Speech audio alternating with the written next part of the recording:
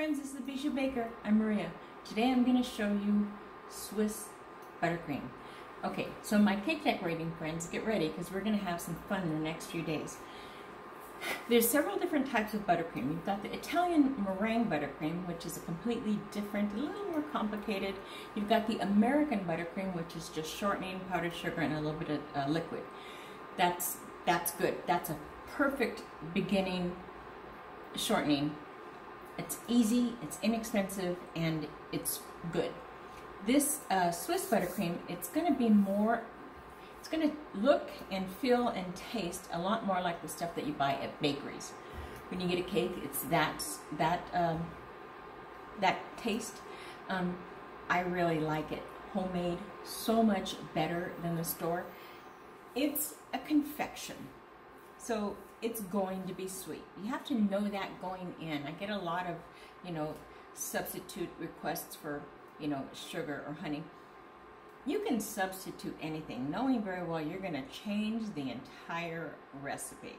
So I'm going to show you Swiss buttercream, the way Swiss buttercream is supposed to be made. Okay, so try it first, and I'm going to be using a high ratio shortening. What is that? All right. It's really kind of cool. Bakers use it a lot in their shortening, in their icings. It's 100% fat with added micro emulsifiers. So they put these micro emulsifiers in, and it's whipped up, and they don't add salt and they don't add water, so it's a solid.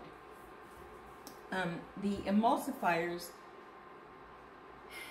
kind of cling to the sugar and the liquids, so it does all, it's blah blah blah stuff. It's a stabilizer. Okay, you use this. You can use shortening, and the kind of high ratio shortening that I only use it on buttercream. I only use it on my Swiss buttercream. As a matter of fact, it's expensive. If you go to Amazon and look up Sweetex, W-S-E-E-T-E-X,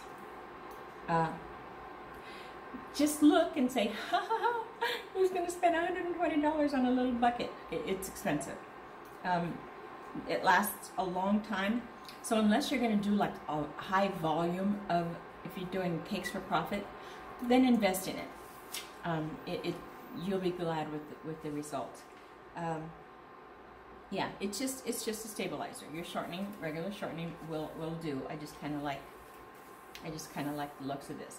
So that fan that you hear in the background is my induction stove heating up because I'm going to cook and pasteurize my eggs. So let me show you the list of ingredients.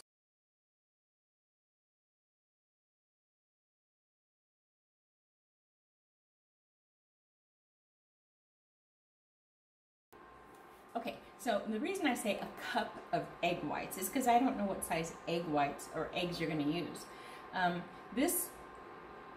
These were large eggs, and it took about 7 eggs. So I've got 7 egg yolks. Gosh, I think I'll make some pasta.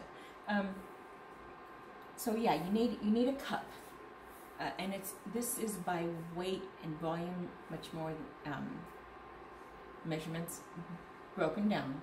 You got what you need. So the water's getting hot. I've got, okay, now when I'm doing a double boiler, I'm not going to boil the water. I just want it to kind of rumble. Then I'm going to chill it down because the steam is what's going to be doing all the work. Okay? So let's just play. Okay, so I'm going to be making it in the same bowl that I'm going to be mixing it in. And I will tell you that this particular mixer is going to work best, and I'll show you why later on. But it doesn't mean that you can't use any other mixer, so don't worry so much about that.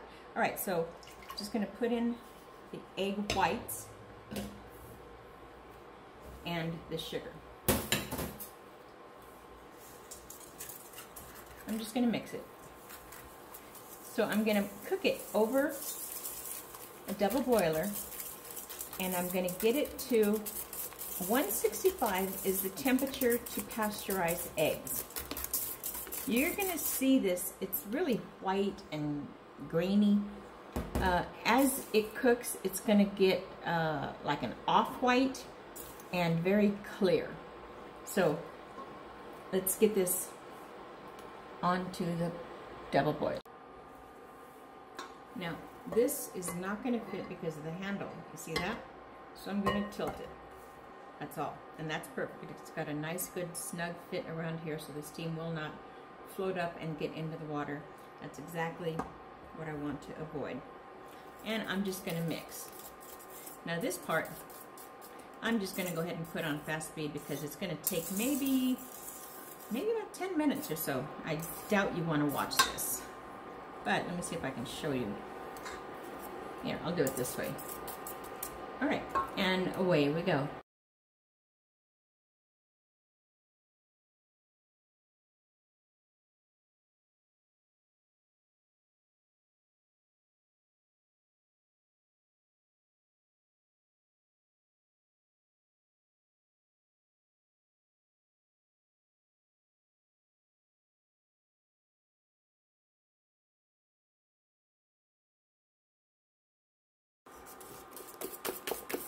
Okay, can you see it changing colors? It's now like an off-white, and the sugar is dissolving.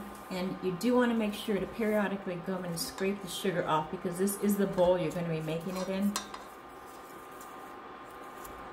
So you don't want to have any granulated bits. It's not going to make that much of a difference, but so it's getting foamy, frothy, and then you can tell by rubbing your fingers, there's no more sugar in it. It's basically dissolved. So now we just need it to get to 165 so that we can pasteurize these eggs.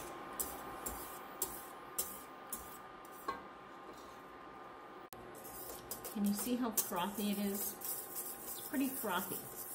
Sugar is all dissolved. You can also tell because you don't hear anything against, you don't hear the granule bits. It's not quite at 165, and I'm going by that temperature. I just kind of want you to see the different stages it's going to take.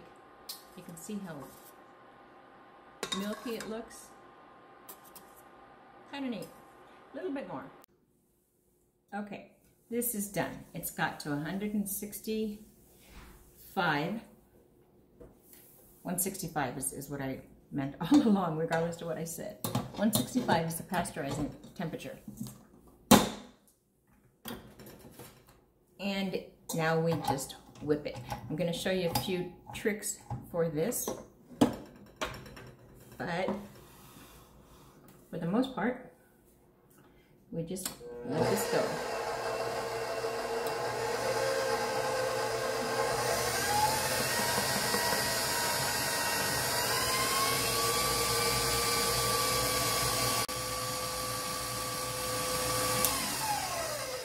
So the reason I like using this bowl is I'm going to whip this until the temperature drops to where I can just touch it without any heat at all, just maybe barely warm. The reason I like using this bowl, it's super hot, as you can tell. I have a ice pad, and I put underneath, and I hug it, and I move it around, and I cool it off as it whips. So I'm going to do this for about, I'm going to guess 10 minutes.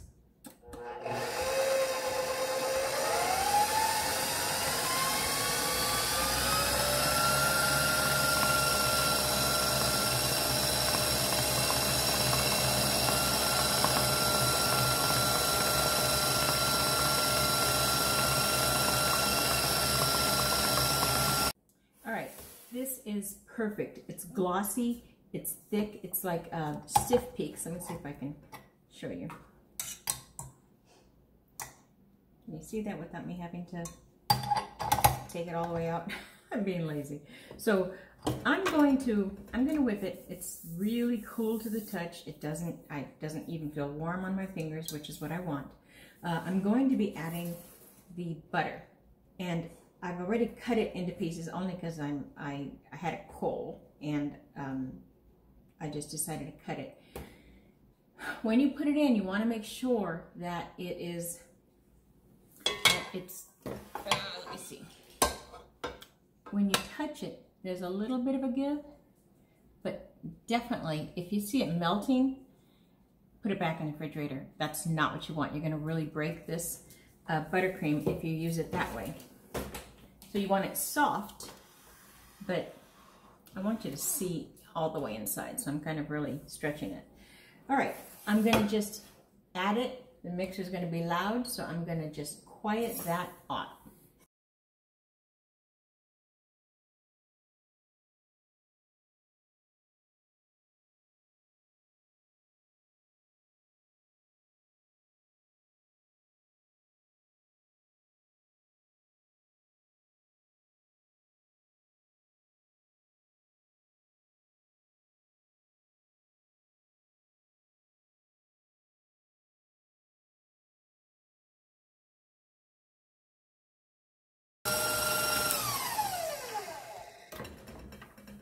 You know the routine.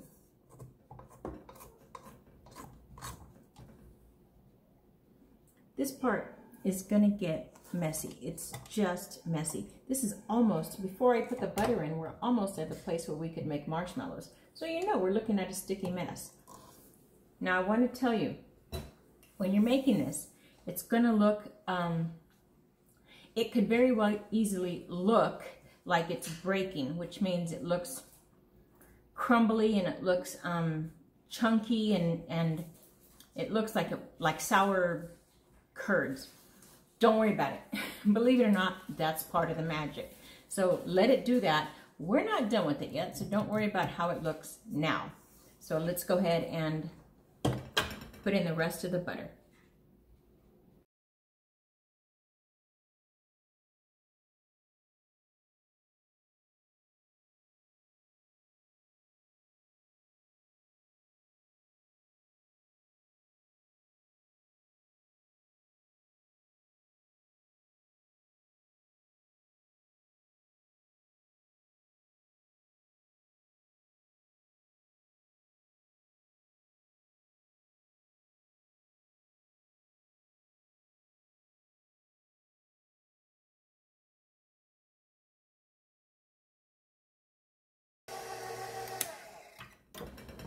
All right, give another scraping.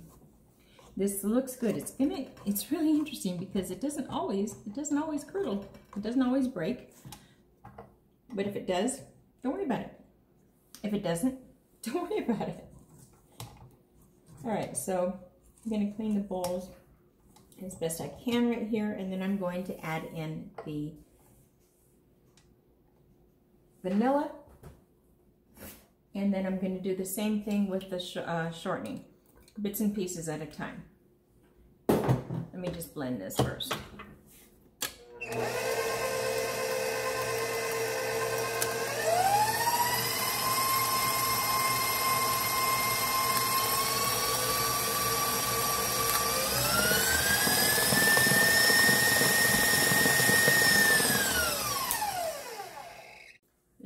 I'm just going to pull up a little bit and take some off the top and just put it in the same way I would with the butter.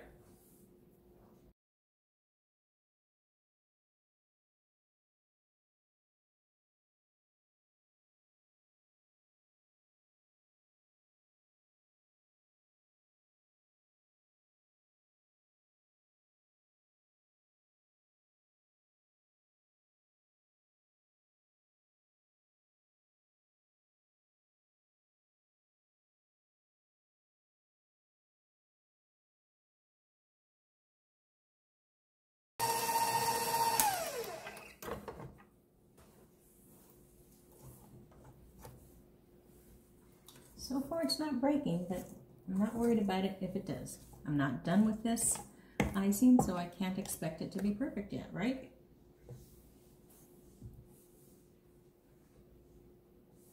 All right, I'm gonna let it whip for a few more minutes.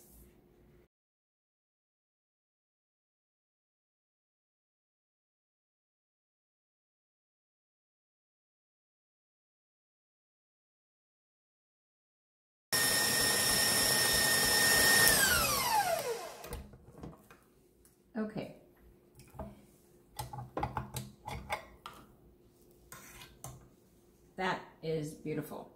But we're not done. This is going to be one of the butteriest, as you can tell, one of the butteriest icings. All right, Maria, how'd you do this?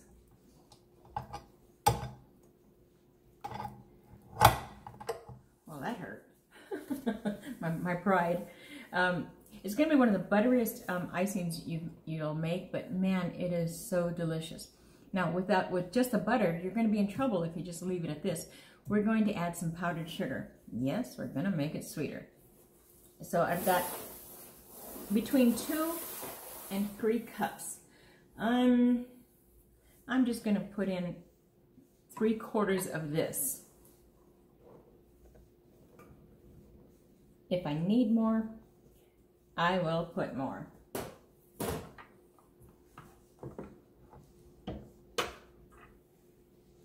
I'll unveil it later.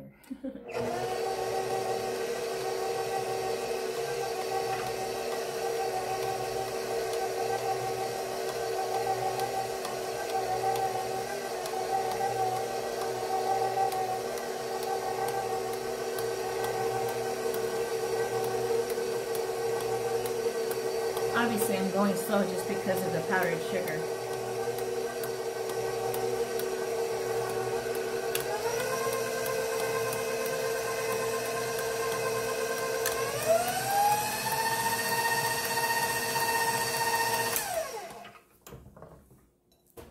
All right, so I'm gonna scrape it down.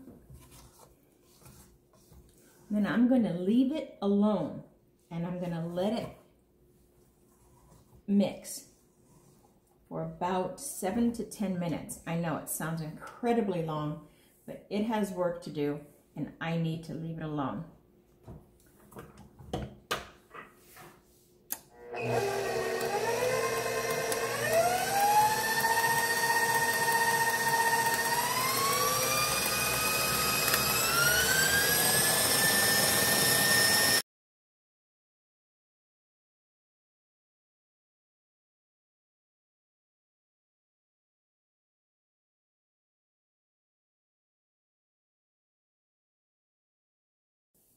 Okay. Thick, stiff, creamy. Oh my gosh. I don't think I've got a good camera angle for you. I'm going to fix that because I really want you to see this. You can't. There's no way this video is going to do this justice. Oh my gosh, it's so creamy. This is perfect for your roses, for your borders, for your icing the cake. Let's see. I know, I do this all the time. Man, flawless. Can you see that? Smooth, 0 bumps, creamy, just heaven. If you're looking for a really good Swiss buttercream recipe, yes, I am a bit biased, but I've tried many. You'll want this one. You'll want this one. It's, look at the peaks. The peaks just are so, they're just so fun. That's, oh my gosh, let me see.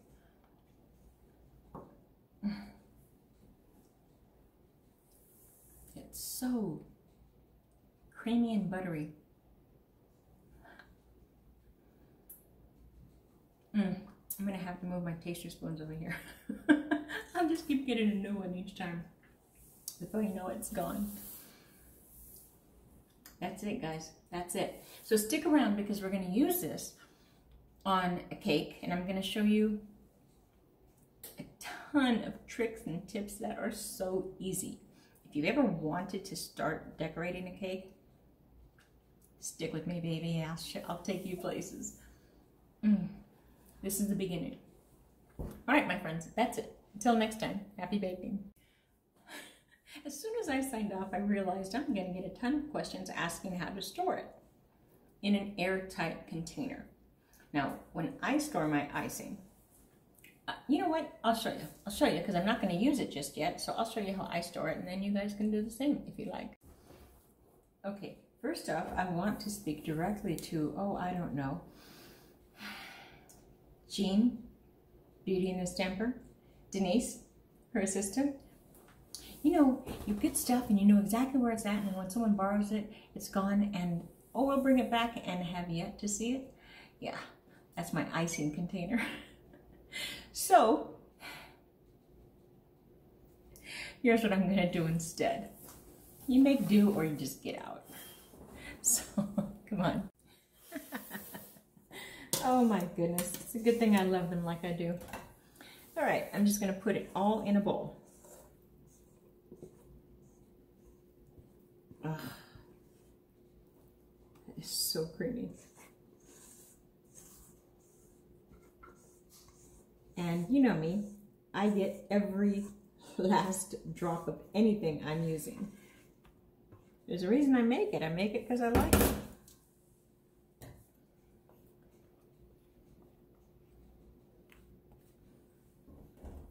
All right, now I'm gonna kind of flatten it out as best I can, not for any other reason other than just, oh, I'm gonna have that later. Just because it's gonna be easier to work with. I've got some plastic wrap. And for the record, this is never how you store anything like icing or curds or something like that. You're going to lift it up and attach it right to the icing and let it hug the bowl.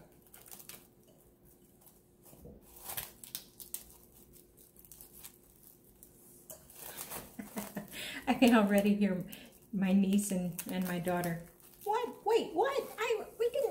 Oh, yeah, I know. Now, if you have something that has a lid on it that's going to keep it airtight, you're still going to do this. You're still going to do this. You're going to keep every last bit of air out. I'm folding it under, making sure to touch every bit of the icing, okay? That's what I want. I want it nice and secure. Now, because this is not a bowl with a lid, now I'm gonna put this on and give a snug fit. And so this is an airtight container.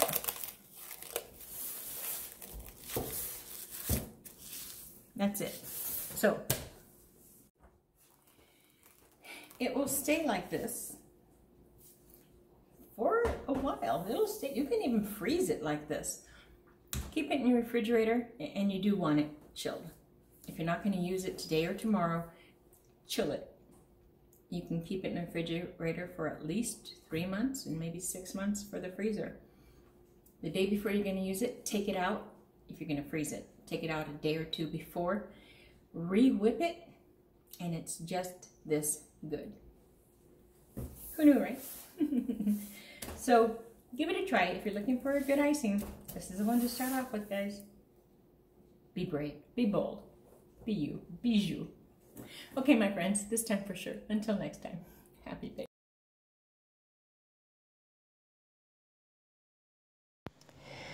Ah, that was fun. Don't forget to like and subscribe.